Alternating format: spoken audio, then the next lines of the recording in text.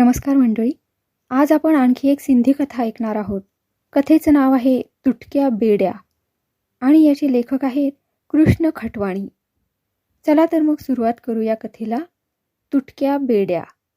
सखे, मी रडले, खूप रडले. इतकी रडले की माझे अश्रू सुकून गेले. गालांचा फक्त दाह होत राहिला. एकाएकी माझ्या मनात एक ठिणगी पेटली आणि मी उठले. दार उघडून सरळ बाहेर आले. बाहेरच्या खोलीत जाऊन सगळं बळ एकवटून मी म्हणाले, मला मान्य नाही, मला मान्य नाही हे लग्न. सगळी दारं खिडक्या हादरत असल्याचं माझ्या प्रत्येक अवयवाला जाणवलं. तिथे बसलेले सगळे जण आ वासून माझ्याकडे बघू लागले. माझ्या पायांना माझं ओझं पेलवेना आणि मी धापा टाकत आतल्या खोलीत धावले. खाटेवर अंग झोकून दिलं. हुंदके देत मी ऐकत होते. सगळ्या घरात हल्लकल्लोळ माजला होता. आलेले पाहुणे उठून उभे राहिले होते. माझे बाबा त्यांना विनंती करू लागले होते, पण माझे शब्द तीक्ष्ण बाणासारखे होते. एका शिस्तबद्ध सैन्यात त्यांनी गोंधळ उडून दिला होता. ते पाहुणे तोंडाला येईल ते बोलू लागले. बाबांच्या अर्ज विनंत्या सर्व वाया गेल्या. अखेर ती मंडळी बडबडत बाहेर निघून गेली. वादळ शांत झालं. 2 मिनिटांपूर्वी घरात जो कल्लोळ माजला होता तो भीतीयुक्त शांततेत विरघळून गेला. बाबा खोलीच्या दाराशी येऊन म्हणाले, पोरी, यापेक्षा तू जन्मताच मेली असतीस तर फार बरं झालं असतं. आमच्या अब्रूला काळोखी फासण्यासाठी आणि स्वतःची देखील दैना करून टाकण्यासाठीच का तुला इतके दिवस कर्ज काढून शिकवलं होतं? आता तरी एक कुलीन घराण्यातला मुलगा तुझ्याशी लग्न करून ताठ मानेने समाजात वावरेल का? माझं हृदय शतशः विदीर्ण होऊ लागलं. बाबा संतापाने तोंडाला येईल ते बोलत राहिले आणि मी उशीत तोंड लपवून रडत राहिले, रडतच राहिले. सखे, मी रडले, खूप रडले. आपणा स्त्रियांना या समाजात काय स्थान आहे, त्यांना काय मान आहे याची जाणीव व्हायचा प्रसंग कदाचित आजवर तुझ्यावर आला नसेल. आपण निव्वळ खेळणी आहोत, खेळणी. आपल्याला पुरुष हसवतात ते त्यांच्या मनोरंजनासाठी, आपल्याला ते रडवतात ते देखील त्यांच्या गमतीसाठीच. सखे, त्या दिवशी आमच्या घरात काय तमाशा झाला सांगू. मुंबईहून काही स्त्री पुरुष नटून थटून मला बघण्यासाठी, पसंत करण्यासाठी व बाबांबरोबर हुंड्याचा सौदा ठरवण्यासाठी आले होते. त्याच लोकांमध्ये आमच्या नातेवाईकांनी माझ्या आयुष्याचा जोडीदार म्हणून निवडलेला तो माणूसही होता. सकाळपासूनच जोरदार तयारी चालली होती. रोज घरात एकावेळी एकच भाजी शिजवली जायची. त्याच आमच्या अंधाऱ्या स्वयंपाकघरात त्या दिवशी विविध प्रकारची पंचपक्वान्न तयार होत होती. सुका मेवा व फळांची तबकं भरून ठेवली होती. बिस्किटांचे पुडेच्या पुडे उघडलेले होते. मला पसंत केल्यावर त्यांनी बाबांना विचारलं, हुंडा किती देणार? बाबांचा आवाज त्यावेळी कापरा झाला होता. असहायपणे आपल्या डोक्यावरची टोपी काढून ते आपल्या दारिद्र्याचं रडगाणं गात होते. वरपक्षाने तिरस्काराने म्हटलं, सगळेच वधूपिते हे असलं रडगाणं गातात. स्पष्ट काय ते बोला. मुलगा BA झालेला आहे आणि 250 रुपये पगार मिळवतो. 3000 रुपयांवर सुरू झालेली बोलणी 5000 रुपयावर येऊन ठेपली. आता वधूला किती कपडे द्यायचे? वरपक्षाच्या लोकांना काय आहेर द्यायचा? रुखवतात काय नि कसं द्यायचं या मुद्द्यांवर बोलणी व्हायची राहिली होती.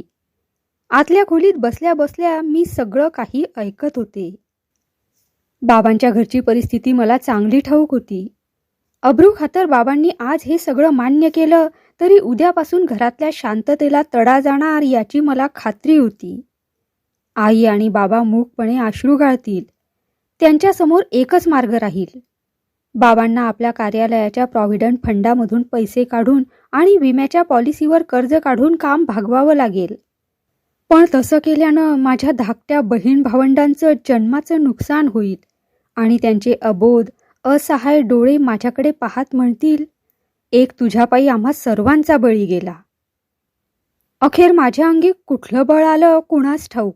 मी धावले, अक्षरशः धावले. कारण एकदा अंगी आलेलं अवसान पुन्हा नाहीसं तर नाही ना व्हायचं याची मला भीती वाटत होती. मी धावले आणि बाहेरच्या खोलीत जाऊन म्हणाले, मला मान्य नाही, हे लग्न मला मान्य नाही.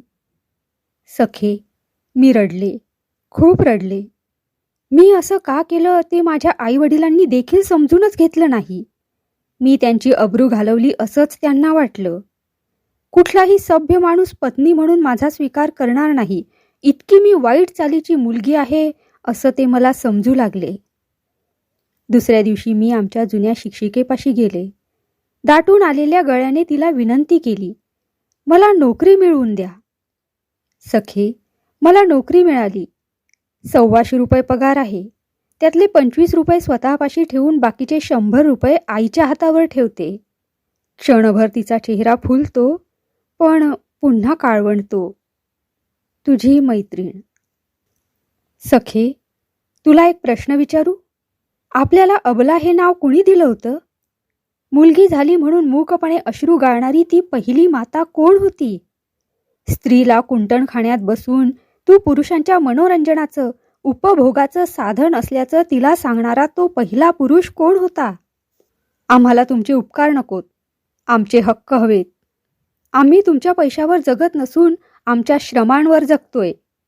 स्त्रीने पुरुषासमोर उभं राहून त्याला असं ठणकावून सांगण्याचा तो काळ अजून किती दूर आहे याचा मी विचार करते आहे. सखे, माझ्या मनात हे विचार यायला कारण म्हणजे ज्या मुलाला मी नकार दिला त्याने व त्याच्या नातेवाईकांनी मी व्याभिचारी असून काही मवाल्यांशी माझे अनैतिक संबंध असल्याच्या अफवा सर्वत्र पसरवायला सुरुवात केली. शेजारी पाजारी सगळीकडे या अफवा पसरवल्या आहेत आणि माझ्या मैत्रिणींच्या आया मला बघून कपाळाला आठ्या घालतात.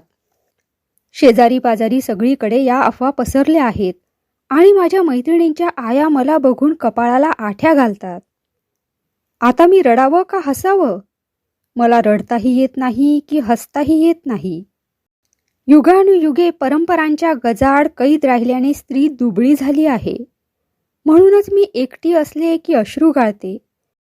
पण माझ्याबद्दल तिरस्काराचे भाव दुसऱ्याच्या चेहऱ्यावर दिसले तर मात्र माझा भडका उडतो.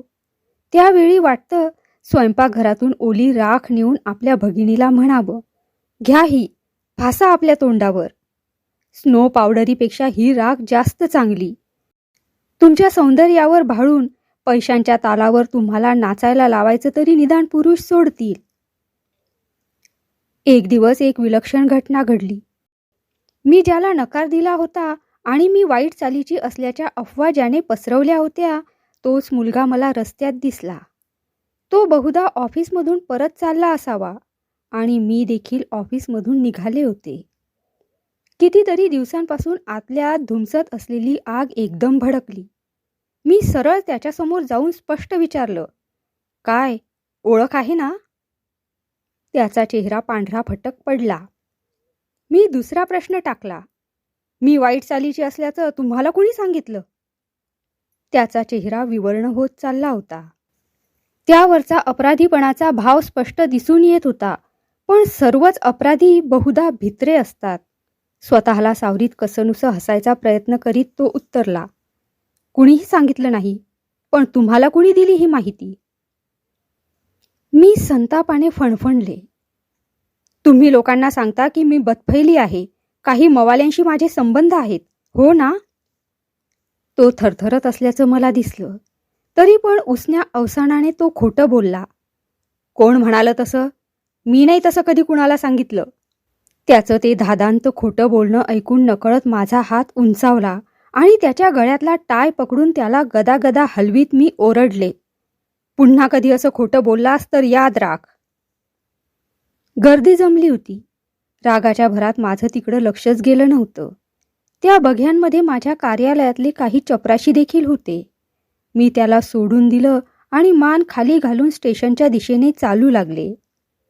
दुसऱ्या दिवशी मी रोजच्या प्रमाणे कामावर जायची तयारी करीत असताना बाबा माझ्या खोलीत आले आणि म्हणाले, बस झालं, आजपासून ऑफिसला जायची जरूर नाही. खूप झालं वाटेल तसं वागणं. मी चकित होऊन बाबांकडे पाहिलं. मला दोष द्यायच्या सुरात ते म्हणत होते, एकदा आमची अब्रू घालून तुझं समाधान झालं नाही? यावेळी भर रस्त्यात तमाशा केला? झालाय तरी काय तुझ्या अकलेला? कुठं शेण खायला गेलीये? बाईची जात असून पुरुषांशी 2 हात करायला निघाली आहेस? कोणत्या कुमुहूर्तावर जन्माला आलीस देव जाणे.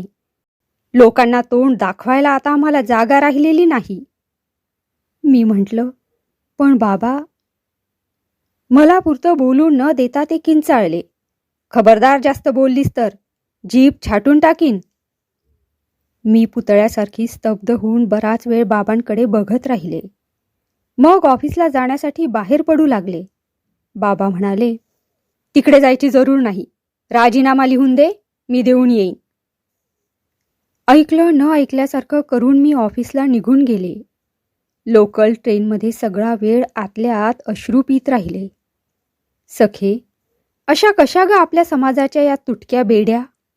आपली सगळी नाती त्यांनी जखडलेली आहेत.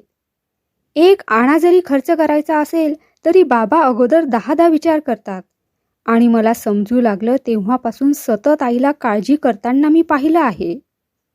आज मान सन्मानाच्या भ्रामक कल्पनांपायी बाबा मला सांगत होते, राजीनामा लिहून दे, मी तो देऊन येईन. आणि मी अश्रुगाळीत स्वतःलाच विचारित होते, स्त्रीसाठी मानाचं जीवन कोणतं? सप्रेम, तुझी मैत्रीण.